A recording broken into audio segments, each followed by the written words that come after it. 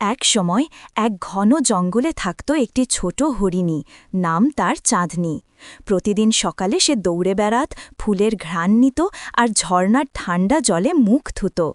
তার জীবনে আনন্দই ছিল সব। কিন্তু একদিন জঙ্গলে এলো মানুষ, গাছ কাটতে আর পশু শিকার করতে। চাঁদনির মা বলেছিল, মানুষের কাছ থেকে সাবধান থাকিস, তারা হাসে না চোখে, বন্দুক থাকে হাতে।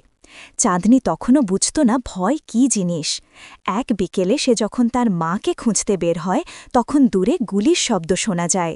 ছুটে গিয়ে দেখে মাটি লাল হয়ে আছে, মায়ের নিথর দেহ পড়ে আছে গাছের নিচে। চাঁদনির বুকের ভেতরটা যেন ছিঁড়ে যায়। সেদিন প্রথম সে বুঝল, জঙ্গল আর আগের মতো নেই। এরপর থেকে সে আর কাউকে বিশ্বাস করত না। দূর পাহাড়ের ওপারে একা থাকত, মাঝে মাঝে রাতে মায়ের কণ্ঠস্বর যেন শুনত বাতাসে। বৃষ্টি নামলে সে মাটিতে মাথা রাখত, যেন মায়ের কোলে ফিরে এসেছে। বছর কেটে গেল, জঙ্গলে নতুন গাছ, নতুন হরিণ এলো।